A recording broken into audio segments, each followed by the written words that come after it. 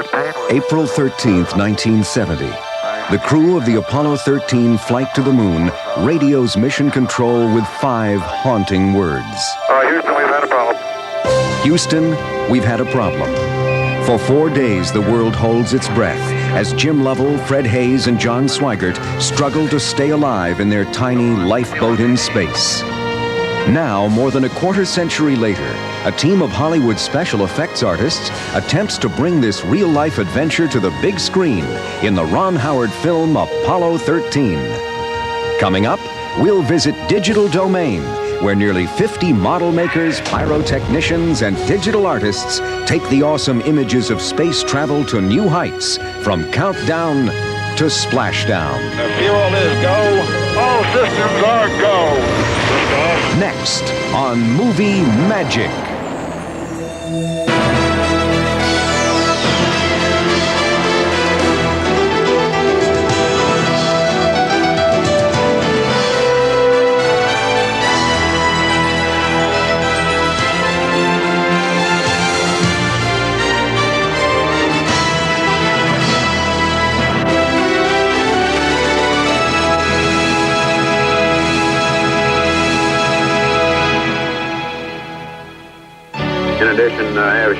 Today, a generation after these images of Apollo 13 first appeared on TV, actor Tom Hanks and director Ron Howard have teamed up to tell the true story of 3 astronauts nearly lost in space and the NASA engineers who rallied to bring them home alive. These filmmakers hope to recreate this compelling drama on film with unimpeachable authenticity and unparalleled impact.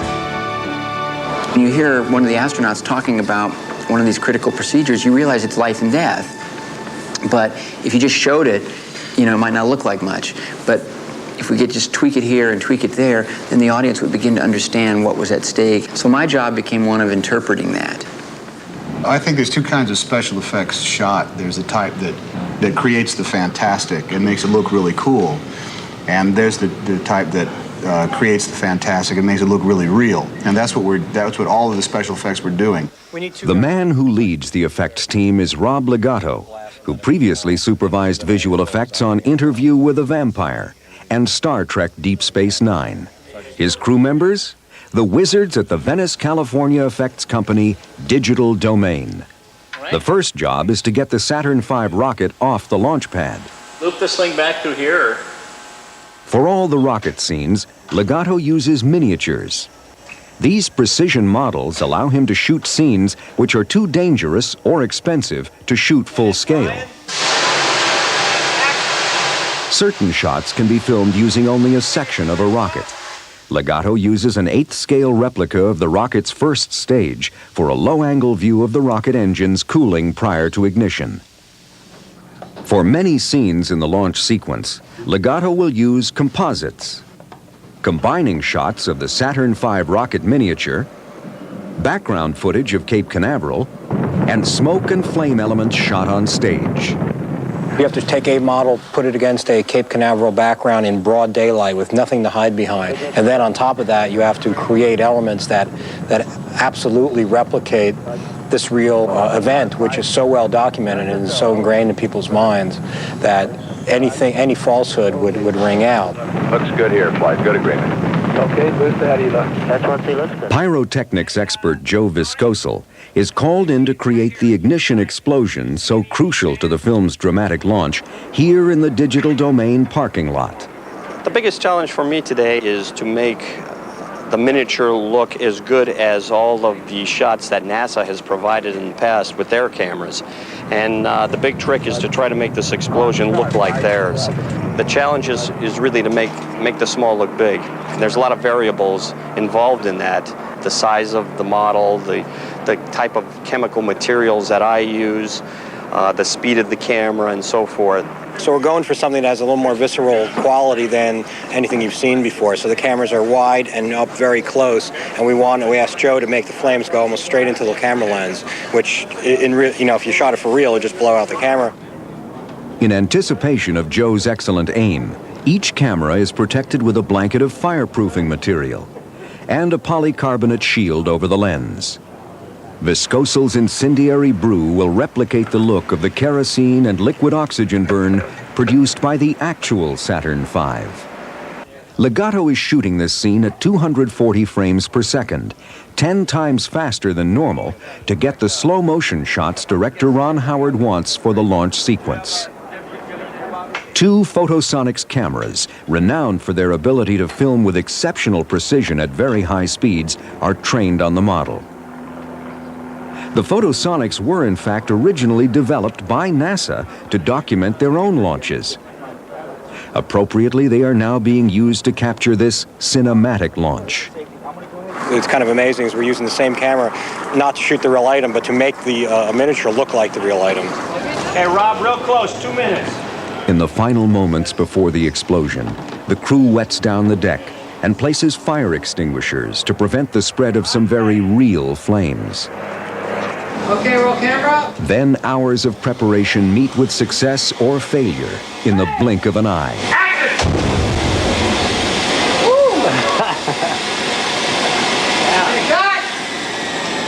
For Apollo 13, shots filmed on set called practical elements only begin the filmmaking process. When a piece of film enters the digital world, it begins an extraordinary evolution. The processed film goes first to editorial, where key shots are selected. The negative of these shots goes to digital input scanning. Here it is digitized, 1 frame at a time, at a rate of 40 seconds per frame.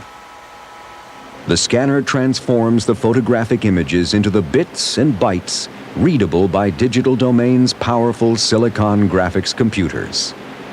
Once the images are on disk, digital artists apply their own creative magic to achieve and enhance the filmmaker's vision. Adam Stark is working on another shot in the launch sequence, integrating flames shot in California with a background of the Florida launch pad. Basically, you have to have an overall view of the scene that you're working on and take whatever it is, whether it's a practically shot element or a computer-generated piece of fire, and blend it in so that you're creating an original piece of artwork after that. And whether it serves its purpose in the movie is the final judgment of the work that you do. Digital compositor Mark Forker has been assigned another of the dramatic shots in the sequence, a view of the launch from beneath the rocket. The composite begins with a background plate that was filmed on location at Cape Canaveral, complete with the tilt-up you would see as the rocket lifts off. To this background, Mark adds the Saturn V rocket and the gantry, both shot in miniature on the Digital Domain stage. Then come computer-animated plumes of fire. Next, Mark adds reflective lighting on the gantry and the underside of the rocket. After 8 weeks of work in computer graphics, all of these elements are composited together. When the shot is finally completed on the computer, it is output via another scanner back to film. Add sound effects, and the result is a persuasive interpretation of an awesome moment in history. Every bit as believable as the original coverage, but with all the movie magic of a Hollywood adventure. Houston, we have cleared the tower in 1313. When the Apollo 13 crew faced its darkest hours in space, it took a monumental effort to bring the 3 astronauts back to Earth. One key member of the team in Houston is now a technical consultant to director Ron Howard. Few people realize that during the peak of Apollo, there were 400,000 people working directly on the program. And when Apollo 13 had its problem, all those people had to pull together to get the crew back safely. Many of those thousands worked in the 500-foot-tall Vehicle Assembly Building, or VAB, where the Saturn V rockets were stacked and tested. Filming on location there would have required lighting comparable to that of a small city. So Ron Howard asked visual effects supervisor Rob Legato to create the VAB scenes, combining miniatures and live-action photography with the actors. In one of these scenes, astronaut Jim Lovell, played by Tom Hanks, escorts a senator and his entourage on a tour of the Vehicle Assembly Building. First, Hanks and other actors are photographed against a green screen, a temporary background which will later be replaced with a shot of the VAB. The digital domain model maker's assignment is to recreate a portion of the VAB in miniature. Their model is to have the feel of a space-age cathedral. The VAB model is designed at 1/24th scale, 13 feet tall, 15 feet wide, and 20 feet deep. It is assembled of vacuum-formed styrene walls and a grid of injection-molded plastic onto a structure of thin-wall steel tubing. 8 model makers spend more than 1,500 man-hours constructing and dressing this miniature. Model shop crew chief Leslie Ecker believes that giving individual model makers the freedom to innovate helps produce better models. Each model maker was given 1 or 2 rooms to do, and I was very vague about the instructions purposely because I just wanted each room to be very different. Detail is a big part of what makes models believable, and the VAB has plenty of it. More than 500 lights in this miniature are powered by variable transformers. The lights are soldered onto 1/8-inch copper welding rod, which carries the power to them. And just from experience, we know just about how much detail you need to have. And we'll usually also make a cache of detail to put in to dress to camera, because we often have to shift pieces around and dress out areas that are seen better in some angles than in others. Throughout the model, miniature stairwells, hallways, trash cans, and gas tanks add to the on-screen realism. The result is a highly detailed, realistic rendering of one of the world's largest buildings, complete with a Saturn V rocket.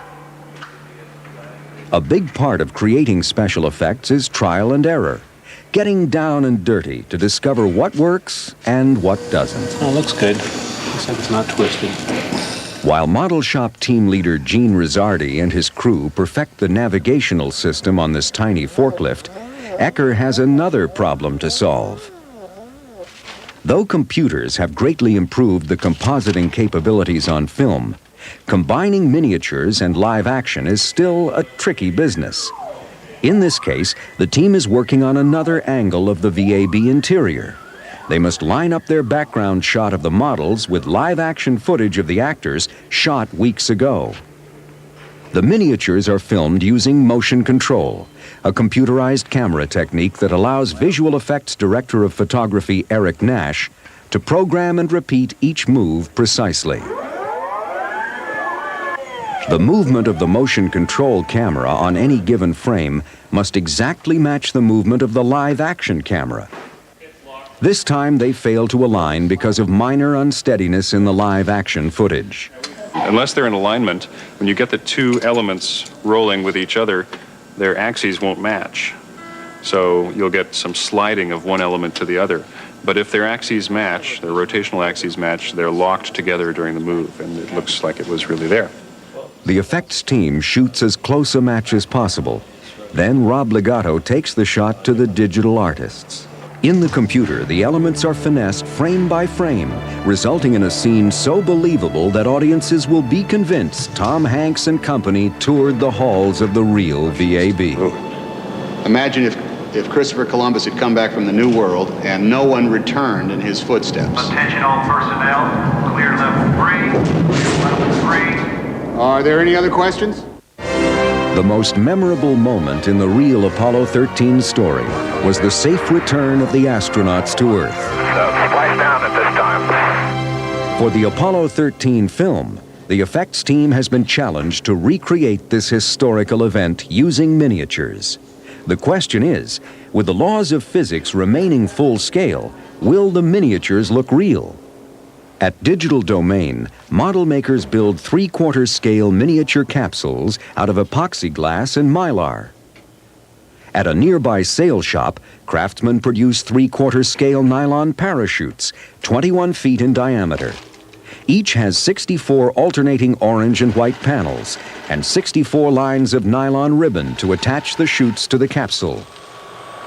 Weeks before the actual shoot, the crew travels to Taft, California for a test drop. Not until they deploy the capsules will they see if they have accurately anticipated the laws of physics.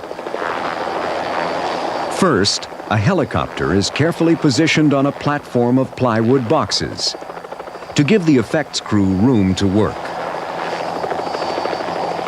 Once the chopper is secure, they assemble and clamp a 3-arm drop rig to the bottom of the Bell Jet Ranger.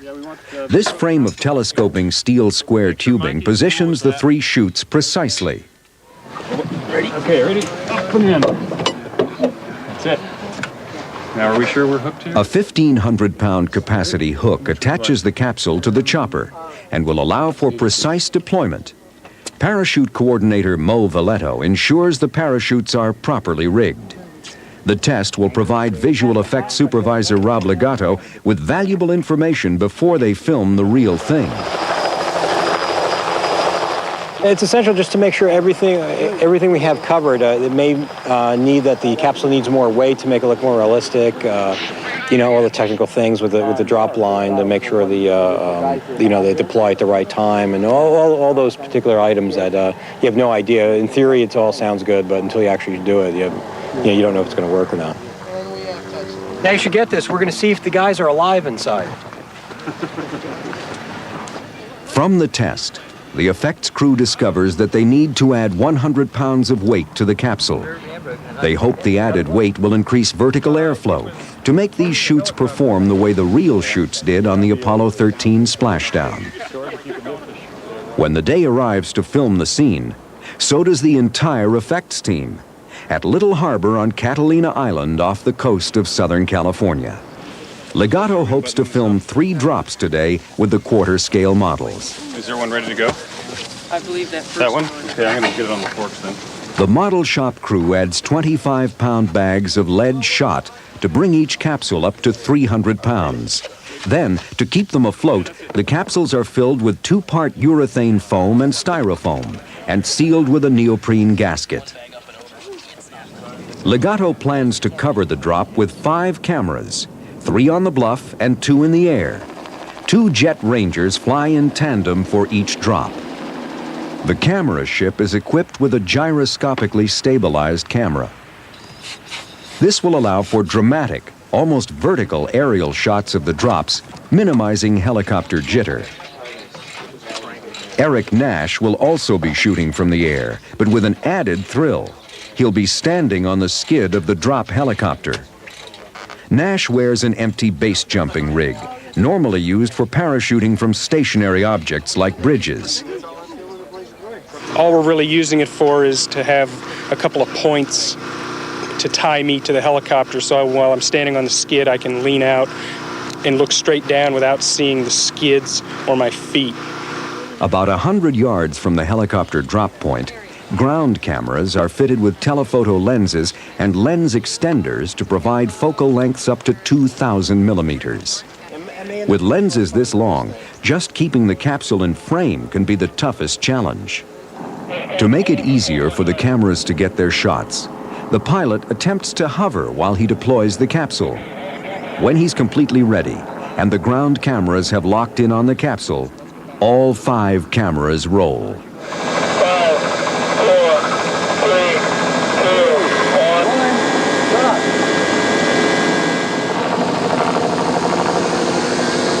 1. With a single purpose, the entire digital domain crew focuses on this final, heroic moment in the Apollo 13 story, to get the shots they've come for. And 5 seconds splashdown.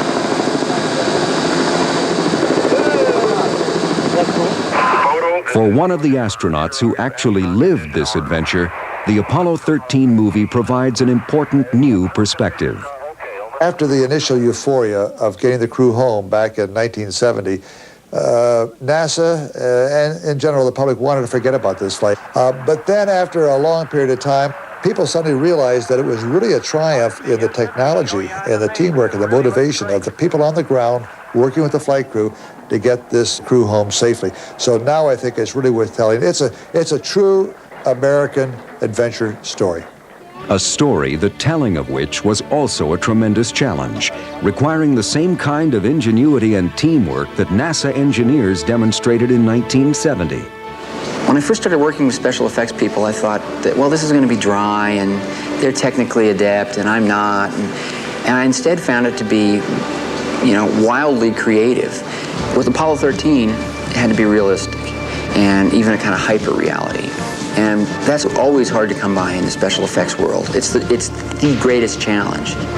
From the dramatic, even impossible shots of the launch, to the interior workings of NASA's rocket cathedral, to the majestic climax of the astronauts' return to Earth, Rob Legato and the effects crew at Digital Domain prove again that they have the right stuff to bring all the reality and adventure of movie magic to the big screen.